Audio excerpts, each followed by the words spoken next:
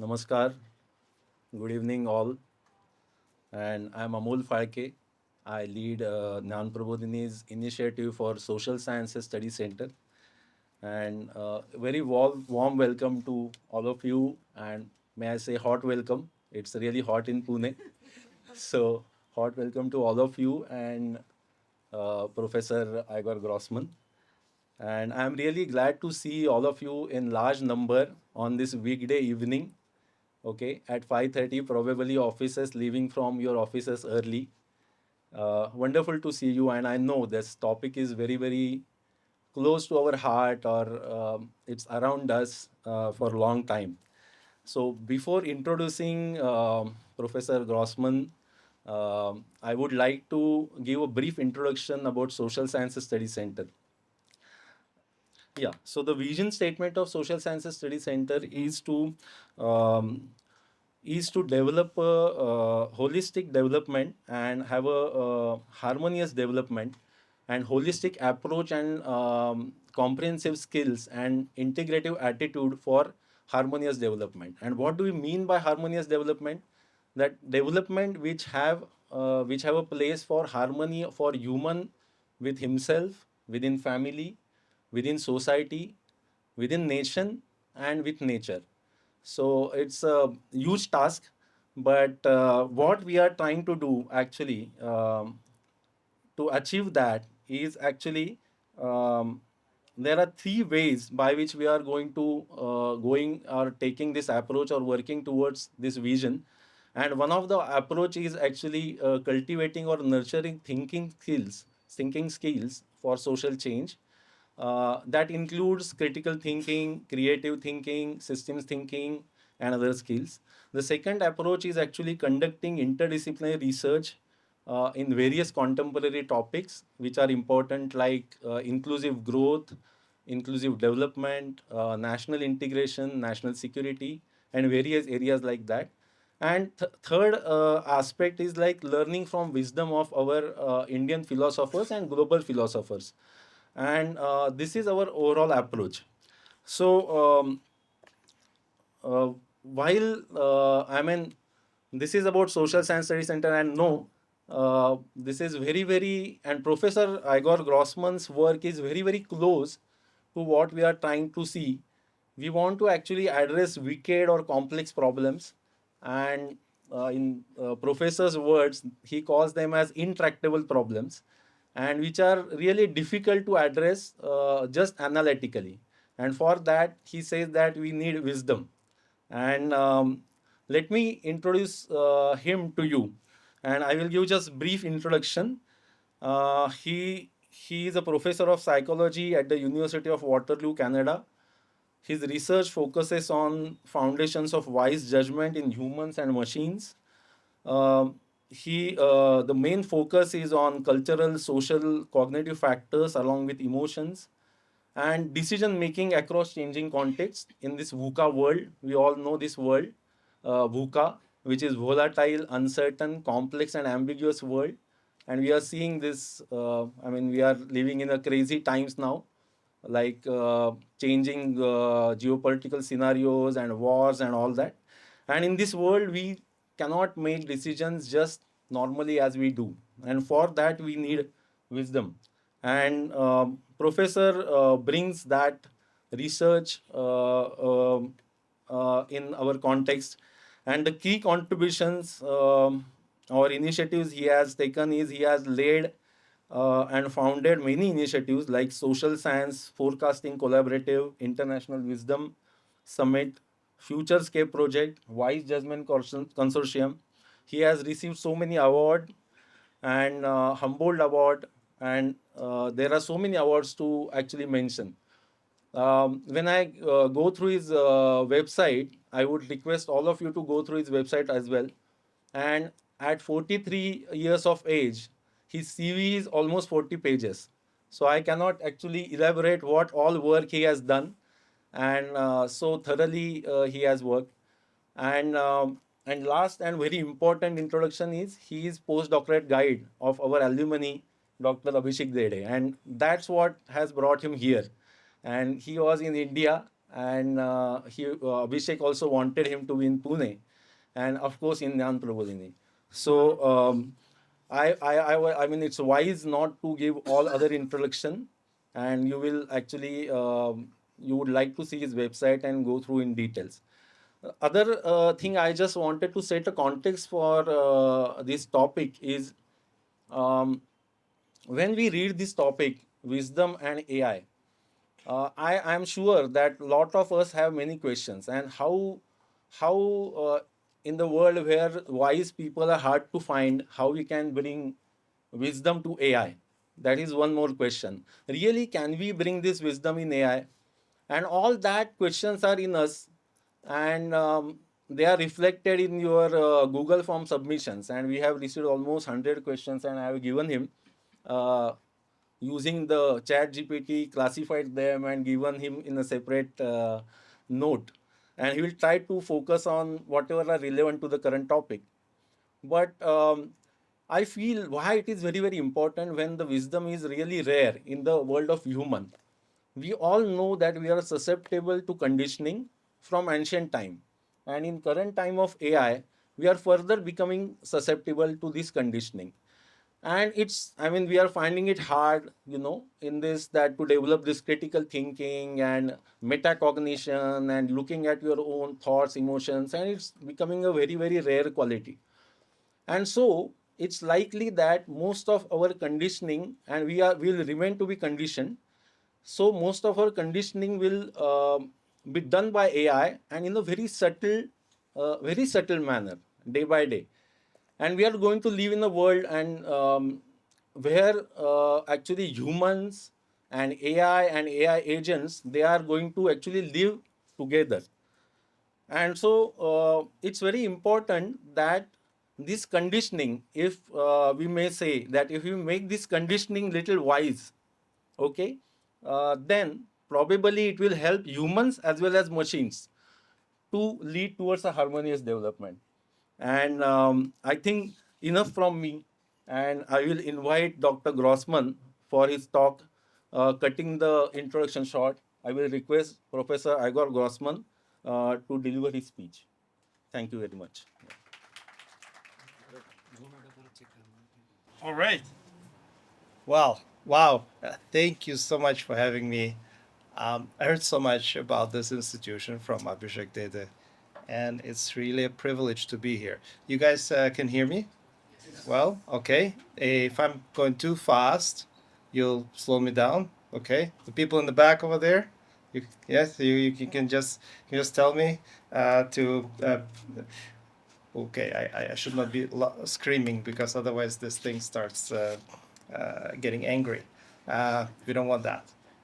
Okay, so I'm supposed to be talking about something general because this is sort of like a more general audience. I will have somewhat time to talk to others. We're adjusting the sound right now. That's why I'm speaking slower and don't start actually.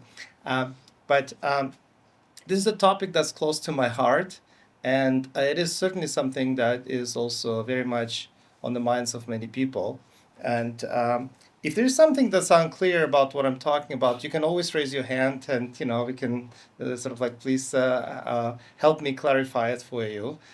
This is supposed to be not just one-way street. You can always ask me. As I said, like you can always ask me, and I would like to highlight first that this work is actually uh, a work of many people.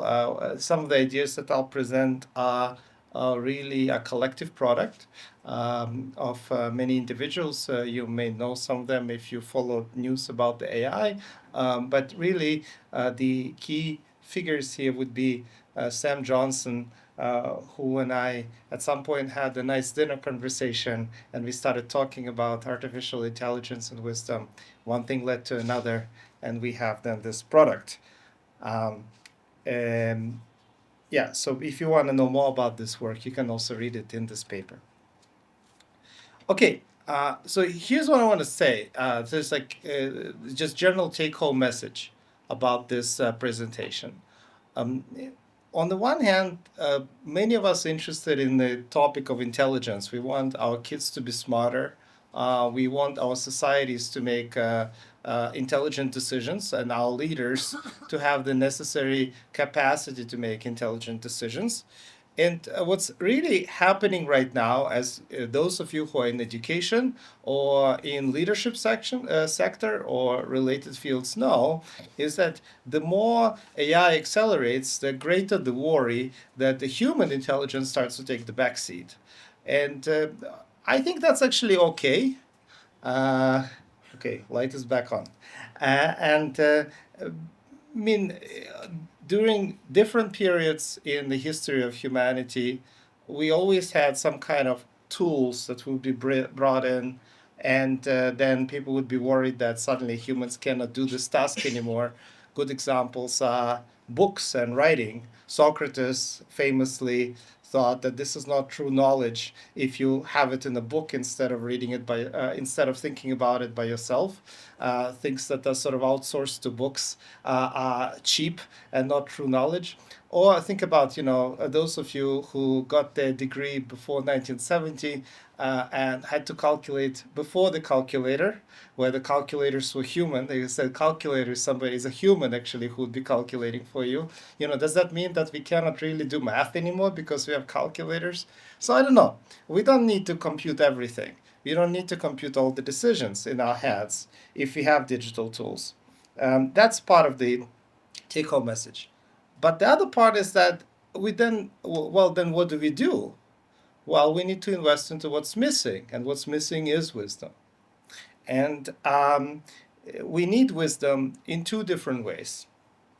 On the one hand, we need wisdom for AI, and I will talk a lot about that. Uh, but at the same time, we also need wisdom for humans to figure out when to use AI instead of relying on it indiscriminately. And that's another big danger that we have. So that's the take home message. So if you get that, then you probably understood most of my talk and you can now fall asleep. But it may be hard with the lights on. Okay, so let me get started, though, more broadly.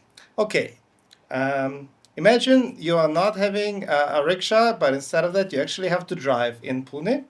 And Pune is a big city. It's a bit of a mess, especially during the day. Old Pune to drive, not so fun. And you have the GPS, and you put something into the GPS, and the GPS starts recalculating things for you as the situation unfolds.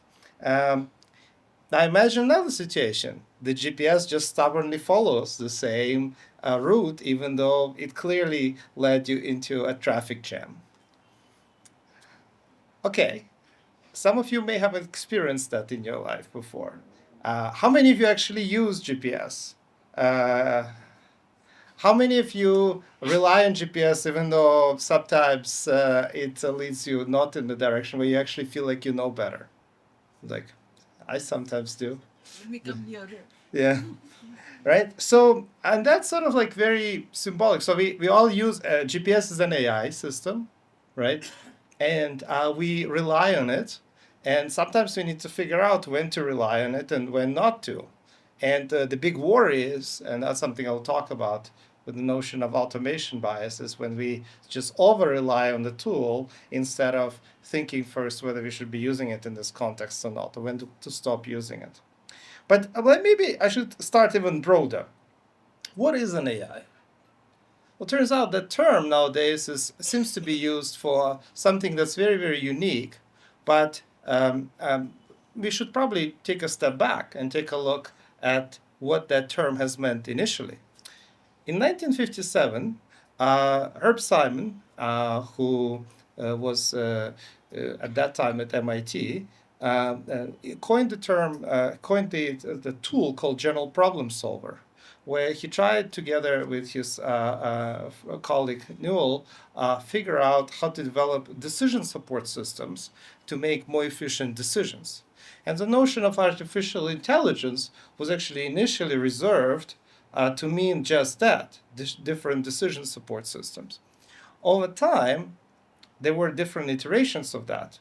In the 1980s, the 70s, and 80s, when the topic of natural language processing, figuring out how to automate some of the translations, for instance, or whether to have some kind of a conversational agent that you can interact with, became popular, the notion of NLP, or natural language processing, was synonymous with AI. Then in the 90s, the term machine learning, where you basically just use brute force to calculate something. Google, of course, was one example of that, and many others, was synonymous with AI. Then in 2010s and 2020s, people started talking about the neural networks. Actually, neural networks emerged earlier in early 90s, but they really became popular in sort of deep learning, and neural nets in general became popular in this millennium. And of course, in the last 6 or 7 years, we started talking about so-called large language models and generative AI. And so nowadays, when you think about AI, you really mean this generative AI, whereas in reality, the term can also mean many, many other things, and could be understood somewhat differently. Now, nowadays, when you think about AI, there are three different domains in which the term AI is primarily used. We can understand them as tools, as devices, decision aids, to basically compress unstructured word. For instance, you can take the information about the survey that you filled out. You were asked if you have any questions to the speaker, right? And you all provided that, and you could put that all in. It's all unstructured. You wrote it however you want it. And then some kind of a system, decision support system, will come out of that. And then that is helpfully forwarded to me, sorted maybe in different groups. Okay, those are nice tools. Many examples of such tools exist. But more and more, in the last couple of years, we're thinking of AI as agents, as independent actors who can execute workflow or optimize systems, where you basically outsource the whole task to the AI, or a group of AIs that interact with each other, and they will perform this task on the level of a PhD student or on the level of a mid-manager. So you don't need those groups anymore. A lot of people are worried about that. Because what do you do then with all the PhDs, with all the mid managers? Do you replace mid manager with an AI? Well, what happens then to the people who are under the mid manager? Will they be willing to be taking orders from an AI? Not everybody agrees with that. And therefore, another group that exists nowadays is more about AI as collaborators, hybrid human AI decision systems. In many ways, it's quite natural to think about it that way, because ultimately the decision can never be made by a system. You are the one making a final decision. Now, the big tech companies don't want to be on the hook for being charged in case the decision made by the system goes wrong. Consequently, they are very interested in you being the one who makes the decision, but also it just doesn't feel like you would have a sense of agency if you outsource everything to the AI. So ultimately, even if the AI does all this thinking and provides you with multiple options, you are the one who then has to pick, right? And that's what we can talk about when we talk about collaboration. So of course, there are different systems. Okay, now I said AI, AI, AI. I said also there are different types of AI. Very good. Igor, what exactly is AI? Well, all right, so here's a picture. Can you see that parrot? That's a parrot. It's a stochastic parrot. It's a term that's kind of often used to describe an AI, derogatorily, sort of like dismissively. But it is an interesting term because it does help to understand what exactly are we talking about when we talk about generative AI or large language models and things like that, be it as tools or as agents. Okay, so on the top left, you see all the data that it eats up, pre-training. Essentially, you use this kind of system, machinery, through this kind of neural net, machine learning, essentially, to identify patterns, associations in everything you can get your hands on, be it Wikipedia, be it all the books that exist in the world, be it all the YouTube texts that were obtained illegally by the big commercial AI companies, be it the dark web online. We'll get to that in a second. Then you create some kind of a system of associations, a so-called semantic net about what is related to what. And from that, you can start making predictions. So on the right-hand side, we make predictions, and that's why it's a stochastic parrot. It just parrots back what it may have learned and makes an educated guess about what would come next, what should come next, what should sound most reasonable. Now, not everything that you may want is to be what you want the system to say may be found on the internet. There's also many other things that are on the internet that you don't want to say out loud. And so that's where this fine-tuning comes in, where you sort of course correct some of the associations that were found in the data so that the system is potentially less racist, less xenophobic, less chauvinistic, and so on and so forth, which are the tendencies that you would find online, especially if you go to the dark web. So that's essentially what current modern AI systems, in a nutshell, intuitively are about. They are educated guess machines based on the cultural knowledge that it has absorbed from various cultural traditions, predominantly English speaking, of course, because that's where most of the texts come from, but increasingly also from the South Asian context. Now, there are many issues with AI. Even though it possesses this incredible intelligence, there are risks. These risks deal with confabulations, with the automation bias already alluded to, and some larger systemic threats that go even beyond a single individual. What do I mean by confabulations? Remember I said that there's sort of this pre-training phase, where basically you observe and soak up information and try to find associations based on the texts or videos or whatever you find online. Well, it's the world as is, and it ain't pretty all the time, okay? It also oversamples certain demographics, specifically American 30-year-old guys, and how they talk and what they think, what they may be sharing on social media, on the dark web, on Reddit, and so on and so forth. And so that's maybe not what you want a 60-year-old Indian grandma to sound like, right? Maybe for her, the meaning of a particular association about what the response would look like would be very, very different. And so that's where there are some guardrails through this fine tuning. But the problem is that this guardrails about what not to say, they just hide the biases that are in the systems. They don't erase them. They're just suppressing it. And what that in turn does is it leads to so-called hallucinations. Basically, you have this wrong guesses when facts are missing, when the system doesn't know much about how an Indian grandma somewhere in a small village near Ajanta is talking, because that's not part of this training data. It's not in that cultural corpus that is available. Then the system makes something up based on the stereotypes, based on some kind of crude ideas and generalizations from what it may have heard about grandmas. And that's where the hallucinations kick in.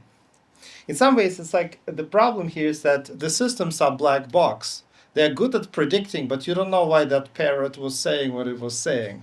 You don't know what those associations are based on because you cannot really look inside. It's by default not explainable. Okay, the other issue, as I already mentioned, is the automation bias. This is not a new thing. This has always existed. Whenever we have new technology, conveyor belt and whatever, calculator, anything, any tool, we often over-rely it if we over-trust it. We become less vigilant about our performance, about our own thinking. So it's essentially like when the systems, for instance, are 95% correct, we may be losing our cognitive abilities to catch the last 5%. That's what this automation bias is about.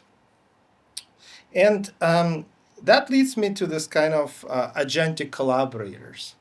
Now, in addition to the biases that I just mentioned and risks that I just mentioned, as soon as you start having this independent agents, so agents that kind of interact with you, you have some additional worries. For instance, what if those systems just go haywire and do whatever they want to do by themselves? But before I say that, like actually, why are we even talking about these agentic collaborators?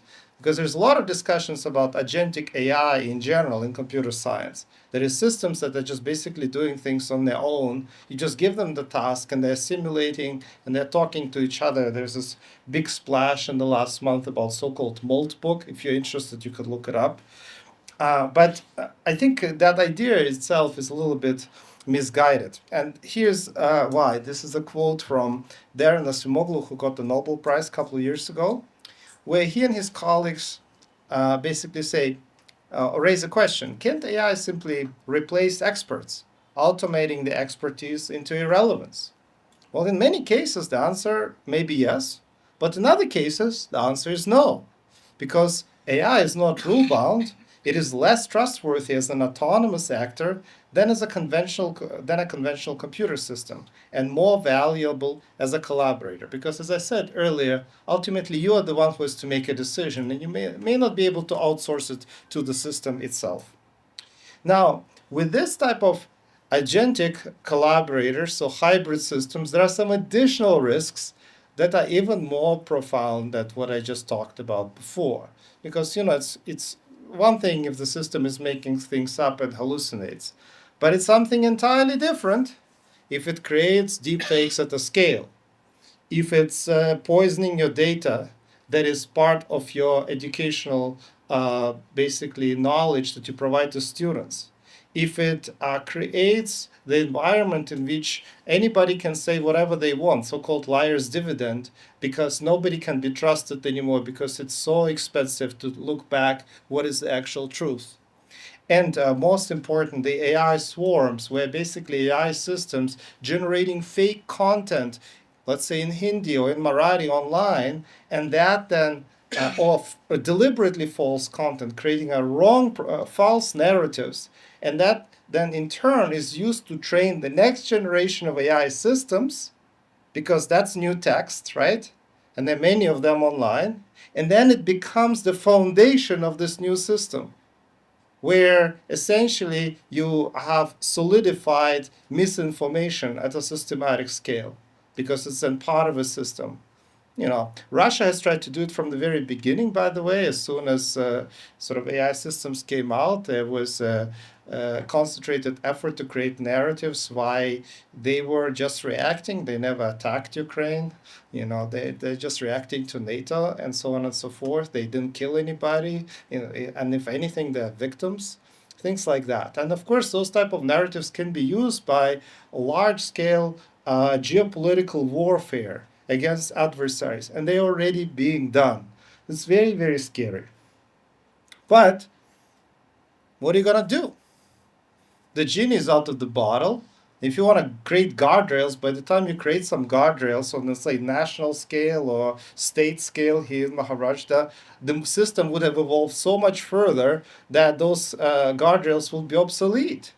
We also know for sure that the agentic systems don't need any sleep or incentives, and they have this breathtaking intelligence, which can be used for good or for bad.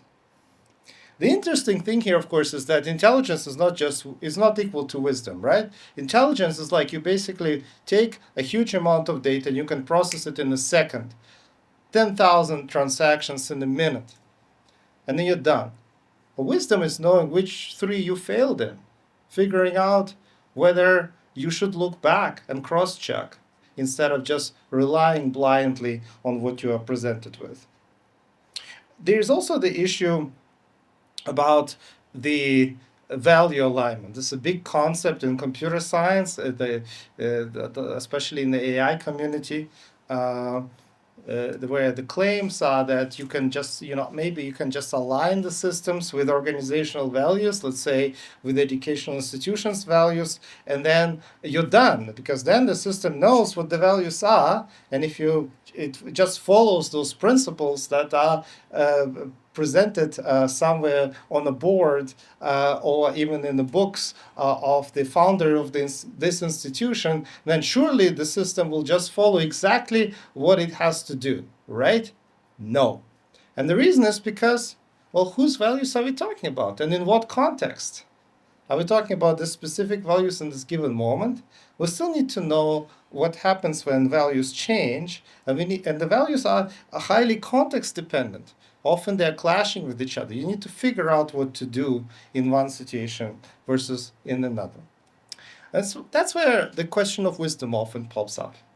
So when you think about this type of ideas, you think about wisdom. And as I said, like there are two types of wisdom we can talk about. One where what kind of wisdom humans can wisdom for using the tools by humans, and another one for introducing some kind of algorithmic self-doubt, some kind of form of critical thinking in machines, instead of have them sort of like be hyper confident and just spit out whatever they think is the best guess. Now, at this moment, there's a big question. Well, what is wisdom? What do you mean by wisdom? Many people ask me, like, I'm like, okay, whenever people ask me what I'm doing, and I'm saying, I've been kind of like, it's kind of weird to say I study wisdom, because people right away think that you're sort of like sitting somewhere under a Buddha tree, or next to a shrine, somewhere in a Janta cave or something, meditating. I don't know, or you're a scholastic monk of a sort, like wearing a robe. But I'm not like that, as you can see. I'm a human being. I like to eat. I like to sleep and stuff like that. So, what kind of wisdom are we talking about? To understand generally, when do we talk about wisdom? Let's start there. We need to understand what kind of problems we are talking about whenever we invoke the idea of wisdom. Because we don't need wisdom to ride a bicycle or learn how to ride a bicycle. You need some kind of form of physical intelligence, maybe, or how to play basketball or badminton, unless you have a kind of an interaction with the other badminton player, and so kind of involves a social, unless it becomes complicated, unless you don't know what the other player is thinking about, unless you're in a situation where there is no right or wrong answer. Um, see, many problems that we are dealing with, decisions that we are making in the world, even though some of them are pretty easy to deduce to an algorithm or some kind of a simple rule that if you follow it, you'll do the right thing. But many are not like that, especially right now. We have issues where we have to decide between things that are, what psychologists would say, incommensurable. You can't put them on the same scale.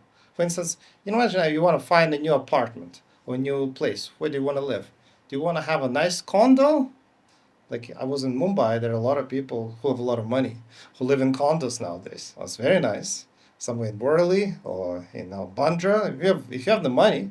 Or do you want to live with your grandma together? Well, can you even compare that? Do you want something that's closer to home? Do you want more light in your apartment? I don't know. Incommensurable. You can't put the same value on both of those. Very, very hard. Many decisions in our lives are transformative. Well, what do I mean by that? Well, before you decide whether, for instance, you want to, many of you are in the education sector, right? Some of you did the PhD or decided to do a degree or decided to, all of you have started some form of education or finished some form of education. When you choose a particular path in your life, okay, particular direction, by choosing it and by completing it, it changes who you are. Make sense? Of course it does. Now, your value preferences of how you would have chosen that path, what you thought that path would give you at the end, has nothing to do with your values after you have completed that path. Your values have transformed. A mother before, like you can plan about, I want to have a child, right?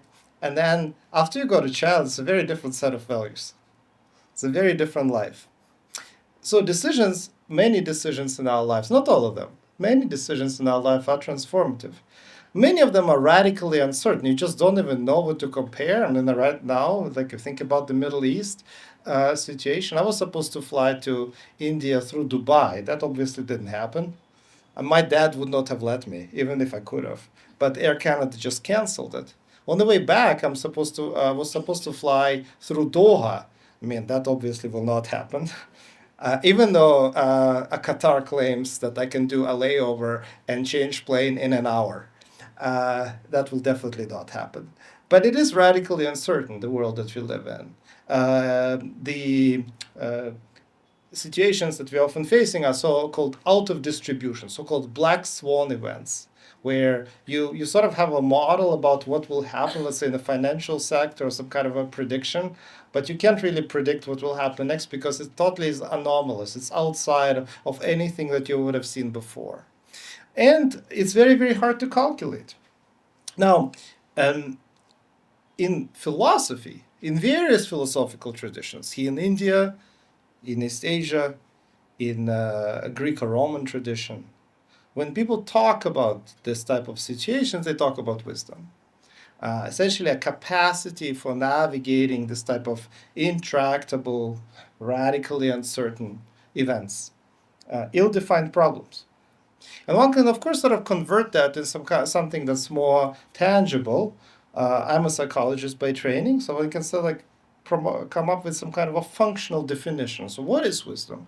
Well, wisdom is any psychological characteristic that allows humans to effectively navigate problems like this. Okay, well, how do we do that? What are the approaches? What are the psychological characteristics to navigate radical uncertainty? There are two approaches. And often, historically, they've been run on two parallel tracks. On the one hand, in this institution and many others, there is an emphasis on so called rules of life, narratives, proverbs, exemplars to follow, heuristics and maxims, standards of judgment that if you teach them, the person will potentially know better what to do in a difficult situation. But on the other hand, maybe that's not enough. And there's a completely different school of thought, or complementary school of thought, I would say, that focuses more on coordination. What to do in a given situation, how to react psychologically when the world is uncertain, how to be unstuck from one particular way to think about what should be done next. Because the worst thing you can do if you're in a situation in which everything is uncertain is to say, I know the path, and this is the only path, and you all forget about what you're saying. I don't care about what you're saying. Basically, the worst thing you can do is be a little bit like Donald Trump. Well, okay. So, what does that actually mean in practice? Let's start with the first one. And to really give you a perspective on this, I want to come up with an example. I want to take you to the early medieval Europe and to the rule of Saint Benedict. How many of you know of Saint Benedict? So Saint Benedict was a famous father in the church who came up in the, I think, 5th century in France with a set of rules about how to live your life in a monastery. And as you can see in this picture, they're all eating, but they're not allowed to talk, which is why they invented sign language. It's true. They also were supposed to be reading scriptures, spiritual text out loud while they eat and don't talk to each other. So, like somebody reads. There was also certain rules about what to eat and how much to eat and how to follow it. And this rule, actually, of St. Benedict was so effective that this was one of the richest and most affluent orders of the Catholic Church throughout, the European history of Catholic Church. And often they emphasize simplicity and sufficiency, For instance, just 2 cooked dishes a day, and don't eat meat, mostly vegetarian, only on special occasions they would eat meat. Those are the portrayals. Actually, it turns out that they were doing really well, and um, they liked spicy food. So much so that actually the Benedict order, they have cookbooks of Benedict orders which describe spices that, at that time, in medieval Europe, spices were worth more than gold. And they were overeating saffron that they were getting all the way from India. Like the saffron was worth more than gold, and they had saffron everywhere. So they really, knew their stuff. But what I'm trying to portray here is that the rules can take different shapes. The rules of life often order what it means to be a good monk, what to follow, how to adjust your life, living by example. We have many examples. We have Gandhi in the West, Martin Luther King in Africa, Nelson Mandela, who sort of followed Gandhi, of course, in many ways. It's exemplars of life that we try to emulate. We admire those people, that in difficult moments we may turn to an example that you may find from your scriptures, that you may find from some academic books. But of course, they do not always work. And we'll get to that in a second. There are other types of rules for life. There are sort of heuristics, mental shortcuts that we learn about how to navigate environments sufficiently. We have algorithmic rules that we can come up with some kind of decision tree. We also have narratives, drawing on some kind of causal knowledge and analogies to other problems. Because, like, I don't know how to do this, but this thing may be similar to this other thing that I did, and I know how to solve that one. So that's learning by analogy. And of course, in education, there are many examples like that. We have technologies, explicit analytic strategies that allow us to solve certain problems. And there are many benefits of these rules. First of all, one thing to point out is that all of these rules are products of cultural evolution. They are passed on from one generation to the next. And they're efficient. They're culturally grounded quite often. They often incorporate indigenous traditions more so than some of the other rules that are imposed from elsewhere. And technically, those rules which survive over time, they work in most circumstances. But, and this is where I want to bring up another philosopher, Hegel. It's a German philosopher. You may have heard of him. Hegel once said that we learn from history that we do not learn from history. And some of you think that that means that the history repeats itself. That's not what he actually meant at all. No, see, Hegel was really irritated by fellow philosophers who lived at the same time, who sometimes would be quoting Aristotle or Socrates or Buddha to just reiterate their point. It's like, well, as Socrates said, blah, blah, blah. And what he's like, what do you know what Socrates said? Socrates said it in the context of ancient Greece. Or Aristotle was talking about it in the context of ancient Greece. Buddha was talking about it in the context of ancient India. So, do you know the context in which this statement was used? No. So why you bring this rule without even understanding where it's coming from? That's what he was talking about when he was talking about that we learn from history, that we do not learn from history. In essence, he was talking about the limits of rules. There are certain transmission biases. Not everything that survives is good, and not everything that's good survives over time. Not all rules that we have now are necessarily beneficial. Some of them may be simply wrong, and some really good ones may not have survived because they were not sticky enough, because for whatever reason, the rule was not communicated by somebody who had a large, was not an influence on social media. Rules can conflict. What do you do if there are two rules that are clashing with each other? You may have a decision paralysis. How do you recognize which situation fits which predefined rule? That's also not really clear. Okay, you have all sorts of scriptures, but you need to figure out what to do with them. And so what's interesting about it, and the reason why I brought up the rule of Benedict before, is because the rule of Benedict survived for centuries because it was very loose. Okay, you're not allowed to talk, but sometimes. You're supposed to be very humble, but we love saffron. And so, it depends on the circumstances. There was a lot of flexibility. And depending on the context, the interpretation of the rules looked very different. Those are the ones that survived. Ultimately, when we think about any rules, when we think about any regularities with which we should be living our lives, there is a big debate between the universals, the universality of the rule, and the particulars. And this is the debate that has been led in various philosophical traditions. Aristotle in the West. Here, there are multiple examples of that. And the thing is, particular always wins. It's always about the particular. You cannot just use a rule and be wise, because you will be viewed as some kind of very rigid and inflexible sociopath. Okay, and how exactly do we navigate those particulars? Well, let me give you a few examples. Imagine Willa. Willa's children are bitterly arguing about money, and Willa draws on her life experience to show them why they should instead compromise in the short term and prioritize their sibling relationship in the long term, instead of just focusing on the here and now. Well, here's another example. Priya is a world-class cardiologist from Pune.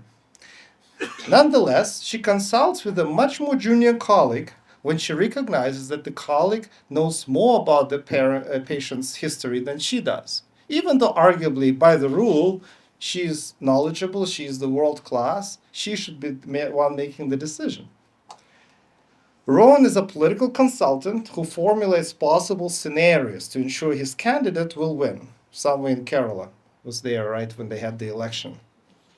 He not only imagines best case scenarios, but also imagines that his client has lost the election and considers what might have caused the loss. In decision analysis, by the way, this is called pre-mortem. You imagine your own death, so to say, of your desired strategy. And you try to plan for these eventualities, the context that you don't want. You want to be prepared for them instead of just thinking about this, whatever is in your focal vision, right? There's so many ways to navigate the particular, to prioritize the particular. In psychology, for instance, and I apologize for this all, it's a symbol of wisdom in the West, but I think I could have put an elephant here. It's here also. It's okay, very good. I mean, it depends on where you go, it depends on who you talk to. And so, what could be this type of strategies for figuring out the particular? Well, you could pay attention to the knowledge gaps, question your assumptions, stay open to revisions. It's often described as intellectual humility.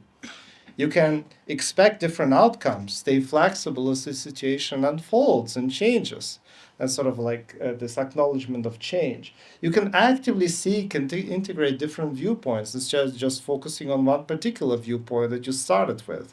So it's a classic perspective taking. And you can try to weigh and balance different values to figure out the middle ground, if it's possible in the first place. But why they need it?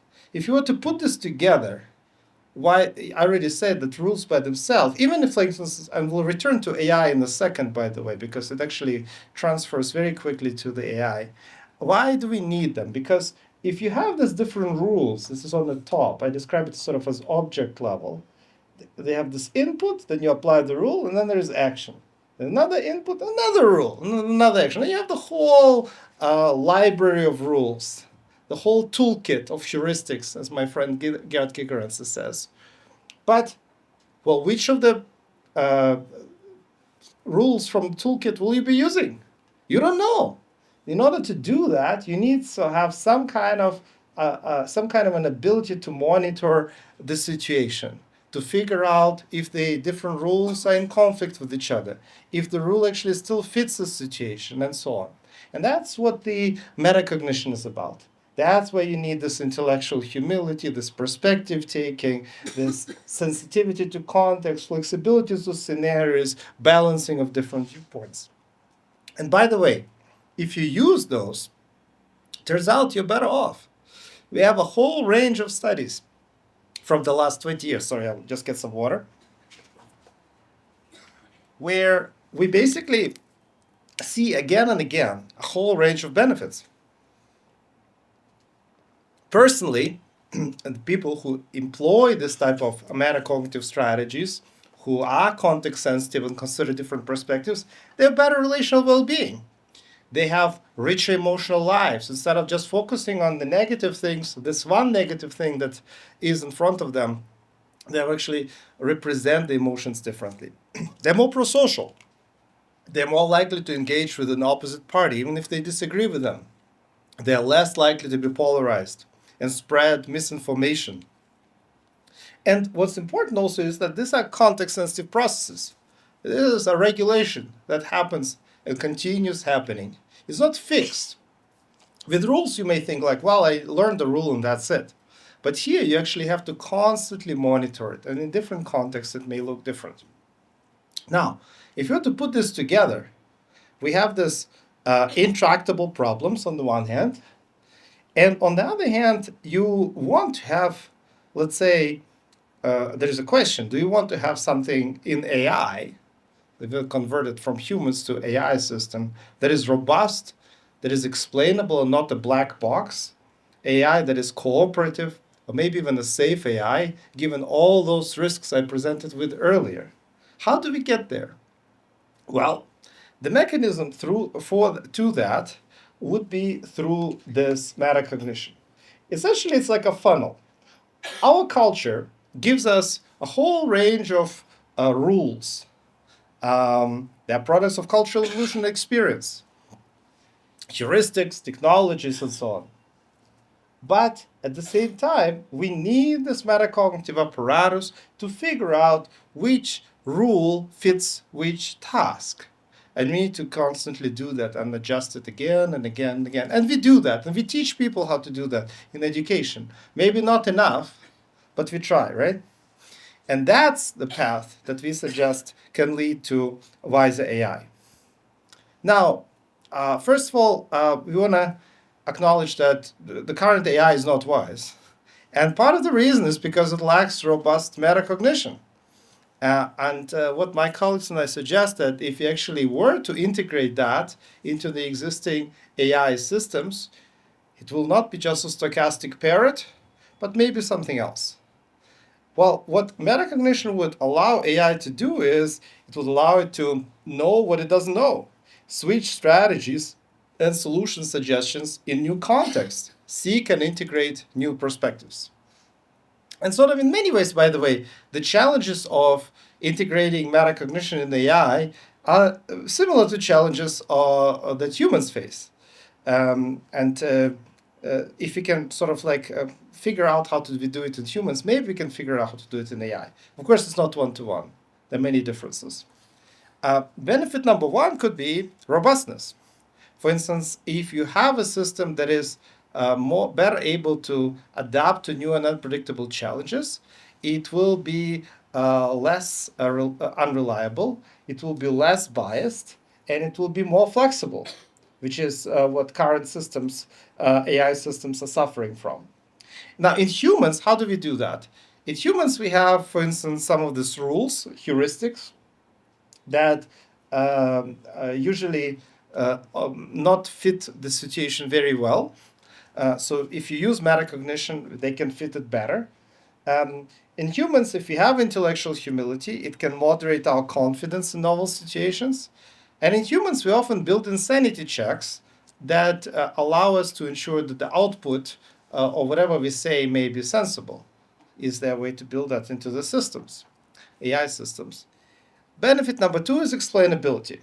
Now, in humans and in AI systems, we sometimes don't know why people say things, right? And so the output can be opaque to the person who hears the output.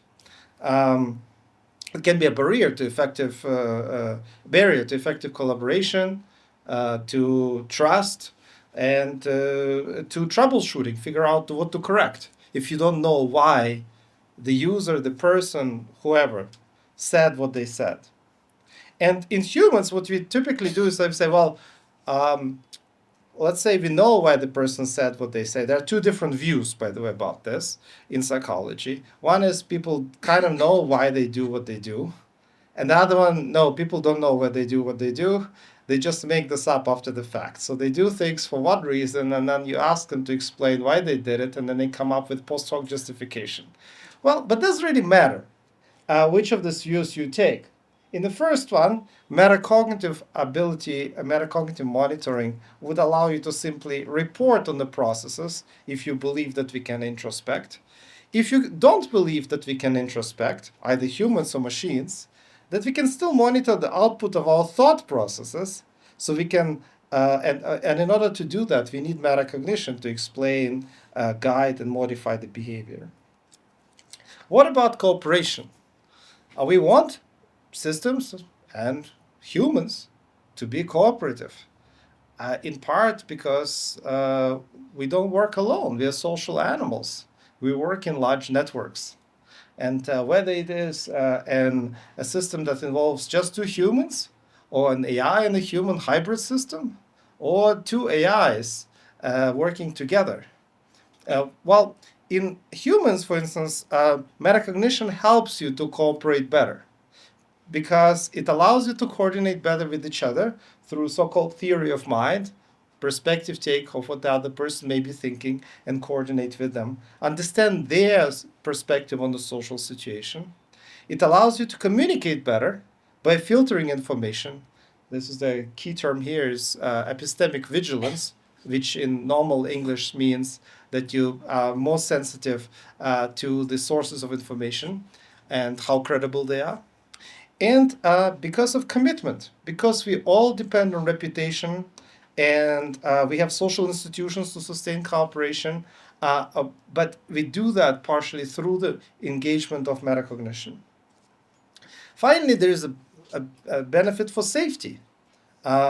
We want to avoid harmful actions, either by human or artificial agents.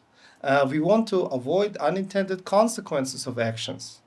In humans, we do that by either relying on common sense, some kind of unspoken assumptions, or by metacognition, by anticipating potential failure. So that pre-mortem that I talked about earlier. And by the way, in general, this robustness, explainability, and cooperation, they contribute to safety. So in short, by building systems that are potentially more metacognitively sensitive, making them more robust, more explainable, more cooperative, we will be, by default, make safer systems. Now, I already mentioned that there is an issue with alignment, and metacognition actually helps you to avoid some of that. Because, as I said, alignment, you don't know which values to align it with and when. But what we can do instead, we can just focus on wise reasoning. If we build in metacognitive checks and sensitivity, we can actually better calibrate the values that you have in your organization to the situation at hand and how the person should be acting. And that can sort of fit into broader institutional ecosystems. So the final thing that I want to just briefly mention before I open for questions is like, how do you build then this wise AI? What does it even mean? I mean, I gave you some ideas. I said that there is this rules and there is metacognition, and that we need to build metacognition because the system can learn about the rules from the pre-training, right, by absorbing all that cultural knowledge. But that knowledge by itself will not help it to figure out which rule to use in a given situation. That's where you need the metacognition. There are challenges to doing that. There are technical challenges. You have to train AI systems to balance different strategies. So how are you going to do that? There are conceptual challenges. For instance, defining benchmarks for wisdom in AI systems. How do you do that? Through memorization, the system learns something, and then it's just because the system is a stochastic parrot and just repeats it, parrots it back at you. You don't want that. You want the system to be able to do it in a new context, or you want the human to be able to do it in a new context. By the way, all this applies to humans as well. All these challenges. We have a processes, a conceptual issue involved processes. Wisdom is about reasoning. And we need to evaluate not just the outcome, but the process that led to it. And that's very, very difficult. studying processes or evaluating process, for instance, in an educational context, is very, very difficult. And finally, this why strategy by itself is context sensitive. The information provided to AI for benchmarking must contain detail about the context, which is not that trivial. There are also social challenges. How to align AI systems with evolving human values, or values that are very diverse, like in an Indian society, if you even can speak of one single Indian society, right? But in humans we have some analogies. For instance, we know in humans that uh, we have this kind of object level strategies that are acquired through trial and error. We learn either through books or by experiencing failure and then correcting for them. Often that learning is domain specific. But we also know that experience itself, just this learning through experience or through books, does not help you to cultivate metacognition. So, what are you going to do there? Well, there are some suggestions for humans, but I'm not sure if they're as applicable for the machines. One suggestion for the machines may be to rethink the architecture of AI systems themselves. Right now, they're all just forward looking and making the next prediction. But maybe one can build machines that are backward looking as well, considering not just what's the next token that you are predicting, the next word or sentence that you're predicting, but also look back about establishing some coherence in the system. There are some conceptual suggestions: explicit metacognitive checkpoints, source tagging, hierarchical and reflective reasoning architectures, transparency with metacognitive narration, or even distributed systems. But those are for engineers. If you are an engineer and if you're in the audience, we can talk about that in the discussion. So at this moment, maybe I'll try to wrap it up. So what I started talking about how generative AI is great at information compression, right? It's great. It can do things that are unheard of. I would not have been able to do it even a couple of years ago. But it doesn't guarantee truth. And it also creates weaponization risks. Who is also remaining in the driver's seat if you have this kind of human AI collaborations? Is it still a human or is it the machine?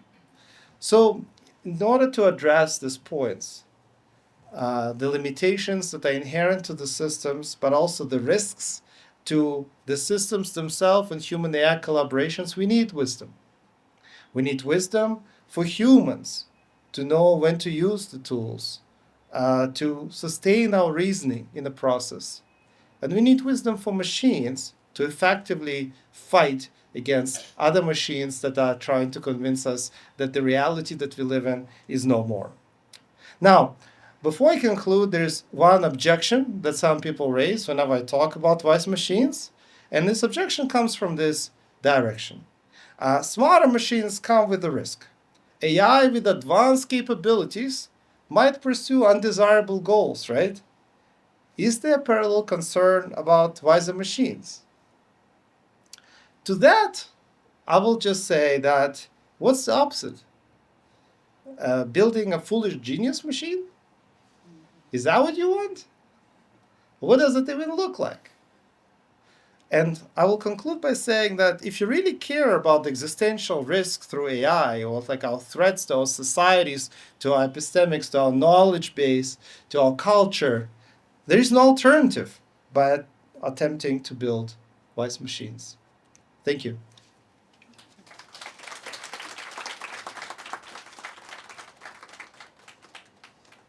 Thanks, Professor Raigor, actually for a very insightful presentation, and you thanks for adjusting your speed. I think all of you could listen to you and properly understand your voice also. So thanks for considering that. And I mean, we are open for questions. So maybe we'll pass on the mics. Some of the volunteers are there with papers. You can write down and read your question if you want to articulate in a better manner. That is also possible. And in Indian context, owl is considered as vehicle of Devi Lakshmi. So it's like wonder, wisdom, and wealth. So it's just want to communicate. So that is also there. So we are open for questions, and please, you can raise your hand. Thank you, Dr. Grossman. Thank you very much. Just a few observations. In the Indian context, one of the challenges uh, in discerning truth uh, is superstition. And so when we talk about a wise system, there are traditional ways, many of them uncontested, and many of them over longitudinal periods of time that have been ingrained in the context. So I'm just curious about how that would pose a challenge in the creation of a wise AI. Let me just finish up. I think um, and what about contradictions in the AI output? I mean, is it safe to assume that AI output would be such that it would not create contradictions in the person who's absorbing it or using it? And in the benefit section of safety, how does human sensitivity come into play? Because I think with the current cultural globalization, human sensitivity is getting diminished.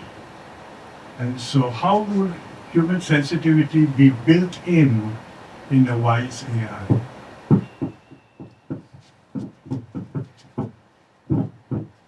Do I need? Okay, no, this is on. Okay, great. No, it's a great question. I'm not entirely sure what human sensitivity means, but we'll talk about that in a second. We'll unpack in a second. I think so. Your first question was about superstitions and sort of this type of culturally transmitted forms of knowledge that may be perceived by the rest of the society as obsolete, right? Or maybe even counterproductive. Right? For instance, Unexplainable. yeah, unexplained. Well, they're unexplainable, but they're also like all sorts of practices that, maybe initially made sense in some context, and there were some interesting rules, but then subsequently later, they are not really adaptive to a single individual. They maybe have been adaptive to a society. In many cultures, for instance, there's the idea about what religious prescribes you not to eat, and some cultural explanations for that may have to do with, well, on a societal level, if you don't eat, for instance, pork in a very hot climate, which is more subject to parasites, then those people who don't eat it were more likely to survive on a societal level. To a single individual, when you eat it, it's a different story. But it definitely had some benefit back in the day. Now it became codified into a larger system. Okay, I'll keep it here. Keep it here, right? But is it still adaptive? I don't know. But generally, to the superstitions, I think of superstitions in the same way as other forms of culturally transmitted knowledge. And as I was pointing out during my talk, not all of it is great, and some of it may be very strange, because it may have come from attempts to explain things where you didn't have some additional pieces of information or technology to provide those pieces of information, right? So like that's where Eastern Europeans. I was born in Ukraine, so Eastern Europeans are fond of superstitions. You can't leave a house before you sit down. You should not be whistling in the house. You have to throw some salt over your left shoulder, and so on and so forth. And it continues and continues and continues. I'm not sure about India, but people, even highly educated people, still follow them. Now, what will an AI system, how would a wise AI system be able to handle that? That is your question. The reason I elaborate on the nature of superstition is because my hope is that if you have greater metacognitive sensitivity and context sensitivity, you would be able to discriminate and get a better sort of understanding of and realize the incoherence. It's a big term, like coherence or incoherence of this type of suggestion in a larger scheme of things. So some big names in AI, for instance, Jan LeCun is one of those who talks about that you really need so-called world models in AI systems who would really have a much better grasp, understanding of the world writ large, not just the words, but also the physical world and so on and so forth. And what that will do is hopefully help us put superstitions in its context and realize them as superstitions rather than as the rule to follow, right? So my answer to that is hopefully through metacognition, we can get there to discriminate whether it is superstition or not. Okay, so that was the first question. Now I almost forgot the second one. The third one was about the human sensitivity. What was your second one again? Contradictions in AI. That's right. So the answer is very similar. I think contradictions in AI output, hopefully, if you have a system that is then aware of the context and the context in which a particular output is made, it will be better able to understand those contradictions or identify those contradictions. It's a big topic right now because especially in, some of you wrote in your questions that were passed to me about, for instance, conversational AI, social support AI, empathetic AI. It's a big discussion about that, whether you can use AI for clinical support. And the problem there is exactly the contradictions, because like the system is often just providing exactly the same answer. And at the beginning, when you look the first few uh, interaction steps, it sounds great. It's very responsive. It's not judgmental. Constantly tries to be sort of like validating you. But then it stays like that, irrespective of the type of information that you provide. It doesn't read the context. It creates the contradictions, right? It's just that basically have this default veneer layer without really having a deep understanding and creating a history of how the person has said that, oh, actually they mean the opposite. They just say they're just very, very defensive and so on and so forth. Because you don't have to always be just validating everything that the person's saying and validating them jumping from the bridge. No. You call the 911 or whatever the number is. You talk to somebody. It's like, no, this person wants to commit suicide. Right? So that's the contradiction. And the hope is through metacognition we can get there. Now, about the human sensitivity, it depends on what you mean by that. I think human sensitivity starts to some extent with paying attention to the situation, paying attention to different perspectives, paying attention to variability in our views, right? And if that is one of the foundations, not all, but if that is part of it, then building those processes into the systems, have an ability to build those processes into the systems, would allow us to at least push them in the direction of having better human sensitivity. But maybe you mean something else, but And it will be available for so it's Hello, Professor. Yeah, thank you for the very good insights. So I'm working on a startup idea. So I'm Please, very close to. if you have any question, Yeah, so then only ask question. If you have any ideas, we can discuss. Maybe take later. it's a question. Oh, please go ahead. So basically, let's say wisdom is something about thinking dispassionately or thinking about, let's say, balcony view. Um, then for today's AI, in fact, we can have one agent to kind of review the output of the previous agent and then kind of think discriminately. And that can be maybe a possibility of let's say this metacognitive ability. That's one thing. The second question was you mentioned explainability as one of the benefit of metacognitive ability. But I think in fact rule-based systems are more explainable than these metacognitive systems because they are kind of just make the judgments, right? Not having the following the rules exactly. So that's the second question about is that really the benefit or the limitation there? okay. So there are two questions. I think I'll start with the second one. I'm not sure. I mean, so neurosymbolic AI, which is, I guess, the alternative to the generative AI that we have right now, would actually allow for both classic rule-based, right? Like, I mean, I don't know if you mean the neurosymbolic when you say rule-based systems. Because right now the systems are just opaque. You don't know at all if it's following any rules. The only thing that it does is it creates some kind of a neural net of associations. And you don't even know at what layer you have the association, right? What the weights are. It's very, very hard. I mean, it's by design impossible to really comprehend for human mind, even if you label all the rules in this system. So neurosymbolic, which is closer to the human rule-based, would actually be closer to the suggestion about the metacognition, I think, because there you can build in this kind of epistemic checks, the loops, degree of confidence in the judgment instead of just going for the best. So that's sort of my sort of somewhat vague response to this, where I don't think necessarily think there's a contradiction between rule-based and metacognitive.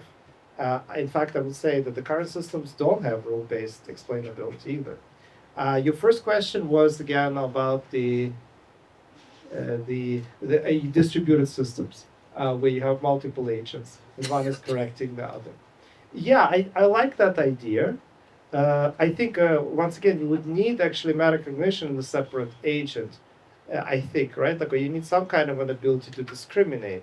But you're absolutely right, and I had that even on my slide when one of the points about that it doesn't have to be a system doesn't have to be represented by one AI agent. It could be an AI like closer to sort of a mini consortium of AIs, one of whom would be generating, the other one would be evaluating, and maybe it's the evaluator that needs a metacognition to discriminate fit to the context, but also the generator needs metacognition to understand in what context it is creating an output. But yeah, I mean, I love the idea of distributed wisdom here.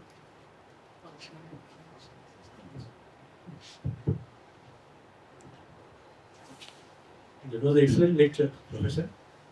I have a question about since wisdom is context specific, and AI has got massive memory, stamina, intelligence. They are less in number, and they are quite trainable. When human beings are in billions, they are not that trainable. There is a statement that don't underestimate human stupidity, which we are seeing everywhere. So, can we assign certain radical uncertainties? Can we divide those uncertainties into two parts? One could be totally assigned to AI, wise AI, and one could be totally assigned to maybe human beings. Can that division be possible? That certain conditions AI dominates. Interesting. I don't know. It's an interesting idea. So where would you draw the line? Where do you think you would say this is just for the human and this is just for the AI? Presently, economics and politics are actually leading the decisions, and they are affecting sociology, culture, and Yeah. philosophy.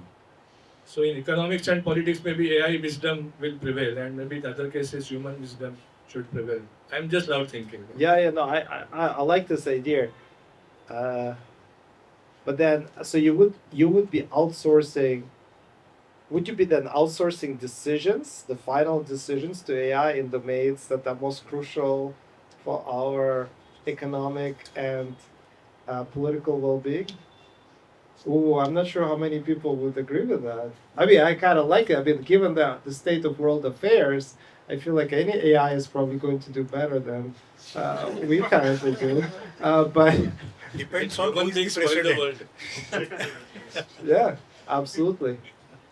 But you see, like that's what I meant earlier when I said like you will never will want a system to make a decision. You will want a system because otherwise you rob yourself of human agency and the ability to actually feel like you're making the decision, even if 95% of it is by the system. So, especially in politics, and I'm not just talking about Trump, I mean, take any politician, who would want to just completely follow everything that the AI is saying? It's one thing when the AI gives you alternative scenarios, right? Maybe we'll have AI systems that can give you forecasts very sophisticated forecasts and maybe context-sensitive, wise forecasts about different alternatives paths that you could take. But ultimately, you're the one making the decision. Because if you don't, then what's the point of being? Many philosophies, the idea is that agency is what it's all about. But yeah, it depends on your philosophy. And take that one also. Okay, we have several questions, and now the question is if I can still read handwriting instead of outsourcing it to AI. How can we explain the relation of locus of control and wisdom against the AI phenomenon? I think that's exactly what I was just talking about. So, like the ability to be in control, primary control. And now, what is its connection to wisdom? It depends. So, the locus of control is this concept in psychology that suggests that people are really feeling better, not necessarily just feeling better, but better off in various domains if they feel like they have a sense of control. I think to some extent it was a very popular concept in the 1980s in psychology, but there are some iterations of that because, for instance, some ideas could be, well, if people are not motivated because they feel like they are not in control of their life, so they will not be motivated to do anything. They will not be motivated to learn. They will not be motivated to work, and so on and so forth. And I'm not very sure it's true, because there are different forms you can control yourself. You can control the environment. Sometimes you can't control the environment. So then you have the secondary control, where you control yourself, control your emotions, knowing that the environment is not changeable. And in different cultures, preferences for one or another vary. For instance, in North America, you often are much more likely to be interested in controlling the environment. I will go and change it, and if you don't want to go with me, screw you all. I'm leaving. This is sort of like an American way. It's my way or the highway. And in other cultures, that's not the case. For instance, in Japan, you have a completely different philosophy where you're much more sort of about trying to control yourself in your regulation. From that perspective, of course, the question is like, well, which of them is the type of control that would be related to wisdom? And my gut feeling is that it depends. If wisdom, as I define it, the sort of like is not just about rules, but it's about this kind of context sensitive. Okay, wait for me. Yeah, context sensitive regulation of yourself. Then the first insight would be that depending on the situation, it may be better off for you to either leave and control your own destiny, and sometimes no, don't do that. Instead of that, control yourself. Like for instance, imagine you are have an argument with your parents for whatever reason, disagreement, not a real argument, disagreement with your parents. You should not have arguments with your parents, but you have a disagreement. Well, you surely cannot just say, I'm leaving and that's it, I will never talk to you again. You can't do that. So there you would be engaged in this kind of secondary control where you would probably regulate your emotions, right? Now, how does this all relate to AI phenomenon? I have no idea, because the question was about how it's related to AI. I feel like the notion of, I think AI systems right now don't have goals on their own. They just pursue goals that they discern from the users. And therefore, the notion of control is not applicable in the same way to AI systems as it would be applicable to humans. That would be sort of my answer to that. Okay, that's this one. There was a question in the back, and then I'll have another one. Yeah. Yeah. So the definition of AI that you gave, wisdom that you gave was intelligence controlled by regulated by metacognition.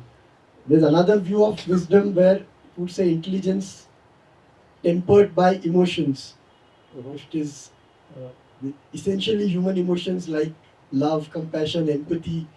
They are the ones which come into play when you talk about wisdom rather than just an intelligence. Yeah. So, and for the complex problems of the world, or the exemplars that you gave, they're all probably controlled more by the emotional aspect than the metacognition per se. So, if we take that view of AI, wisdom, is it really possible to have a wise AI in that sense, one which can understand emotions and temper the decisions or the choices that it is making using emotions? That is what I would like to know. Yeah, no, I appreciate this question. I hear that a lot about sort of, you say, like, you talk about metacognition, but it's just all cognition, so-called hard and what about emotions? And it's like, well, no, because metacognition is actually at the heart of emotion regulation. So, like, when you talk about emotion regulation, about sort of what emotions you're experiencing, or how you're experiencing them, or how you regulate your goals, all of that is metacognition. So, like, in emotion research, one of the biggest concepts in clinical practice, in various clinical practice traditions, is cognitive reappraisal, where you change how you think about something because otherwise it hurts. Like, you have this reflexive reaction where you just want to punch somebody sometimes. And you sort of like start shifting your perspective, or maybe you're phobic of something, or you're like just really you have an anxiety, you develop some kind of an anxiety disorder about something, or phobia. What you start doing is you start reflecting on it differently, and step by step, at least in cognitive behavioral therapy and those traditions, you change the way you approach this trigger that makes you react like it. So the foundation of that is metacognition. The foundation of that is change the way you think about it from different perspectives, consider alternatives, take some kind of degree of distance from it. So on that level, there's a large overlap, and metacognition is absolutely not just about your thoughts, but it is the foundation of any emotions, even appraising emotions. Emotions are appraised. You don't have emotions just because you're like in the it's not like this American cartoon movie about Inside Out. I don't know how many of you watched this. Very cute. It's completely wrong from the scientific point of view. It's like you don't have like this homunculi where there's like this anger and disgust, and then there's like this. Anyways, I don't want to list all of that. Uh, Emotions that we experience, or that AI could potentially experience, to the extent that AI can experience anything. The big question whether you can do that without embodiment, and I'm not going there. But emotions that humans are experiencing are always reactions to filter through our cultural language, culturally acquired language, and whatever the linguistic apparatus we have, the emotions we will experience will be different. And appraised, we basically assess the situation, and one person may experience one thing, another person something else. You see a lion, you don't right away have a fear. If you right away realize that there is actually a bar and it's in a cage, right? Like, but you don't have a cage. Well, you better run. So right, like, so there's a whole process, and that's exactly metacognition that I'm talking about.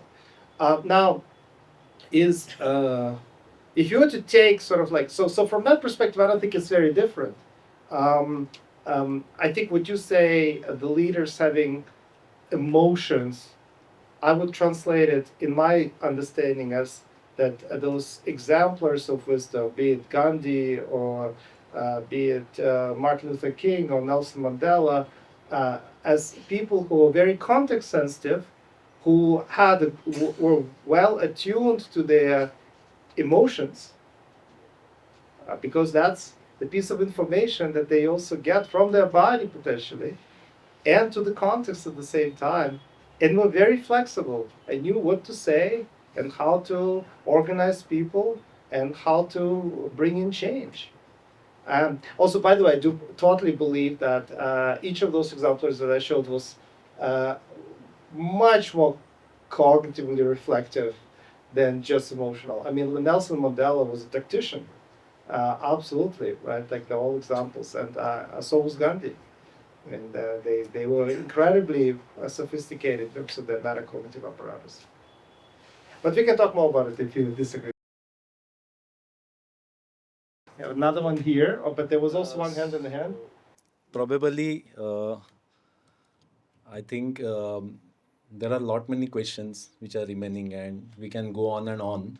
And the way in which professor handles the question is lot of intellectual humility. So we may take a lot of time for that. So I think for the official session, maybe we'll close the question answer session here.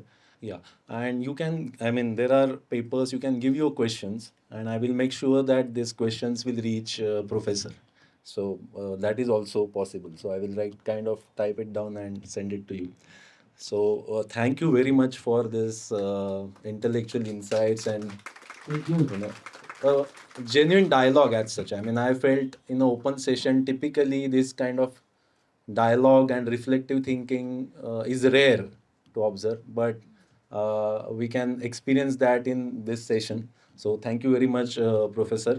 I would request, I mean, as a token of gratitude towards you, I would request our director of institution, Dr. Girish Bapat, to felicitate with you with some of our gifts made by our Prabodhini people, actually.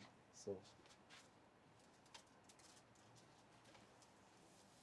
I would request our secretary Mahendra Bhai also.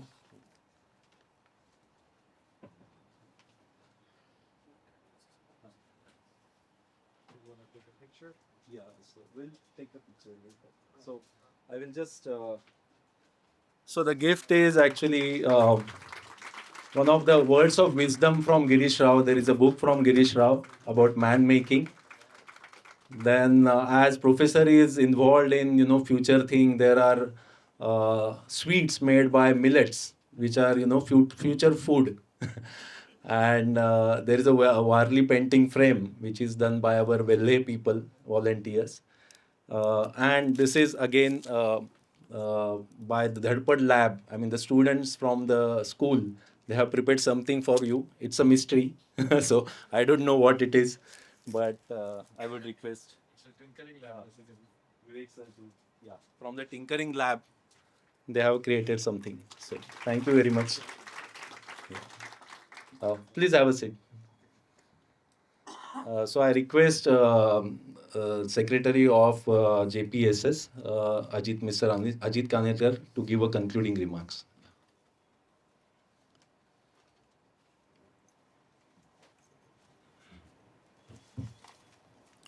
Good evening, everyone. A big thank you and appreciation for Professor Grossman to be here amongst us this evening. It was a pleasure to listen to you. We have read your papers and we have seen you on the social media, but it was a real intellectual treat. A big thank you to the audience also for being patient. Please wait. We will have an informal conversation outside with a few cups of teas and snacks if remaining for during the discussion. Uh, I don't intend to summarize because there were so many pointers that we had. The discussion was hosted thanks to our alumni. We are proud of Dr. Abhishek and his work along with you in your lab in Canada, earlier in USA. And he is trying to bridge East and West through efforts like the lecture of today. And we hope that this bridge will continue to be built on stronger grounds. You are in the premises of Jnana Prabodhini, and I was trying to ask my AI agent, how would wise AI translate in Marathi? Because I don't want to commit mistake. Amol goes by the rule book stochastic model. I am a little bit uncertain and unpredictable, so I want to be a little more rule bound. So it says Shahana. First it says Shahanpan. AI wisdom is Shahanpan.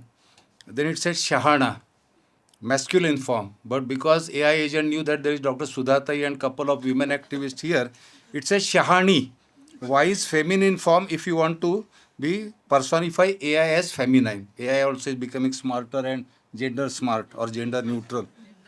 Gender neutral. And gender sensitive and context sensitive also with respect to the background of the audience. I think we heard many interesting phrases and we use them in our common terminology. One phrase that was coming to my mind is Nirakshira Vivek. What is right and what is wrong? And the ability to choose what is right and what is wrong in the circumstance that we are in.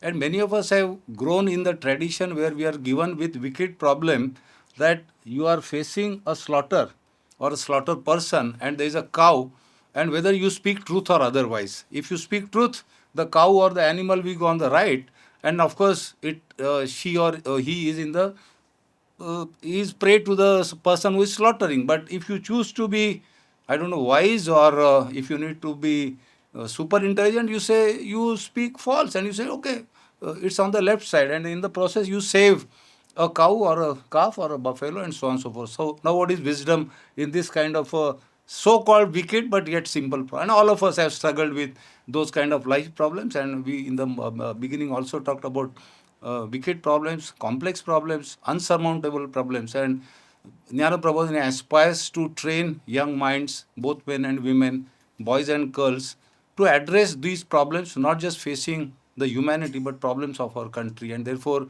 what is ahead of the curve, all of us need to be ahead of that curve. One last point before I conclude.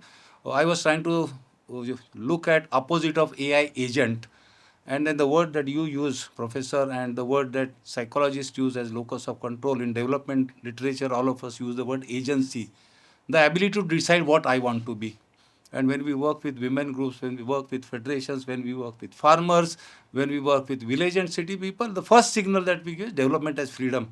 Freedom to choose what I want to, freedom to choose what I want to be, freedom to choose what I think is right, rather than sort of handing it over, passing it on, parceling it to somebody who does it on my behalf. I think that is not acceptable in the word of agency, which is probably opposite of AI, agent.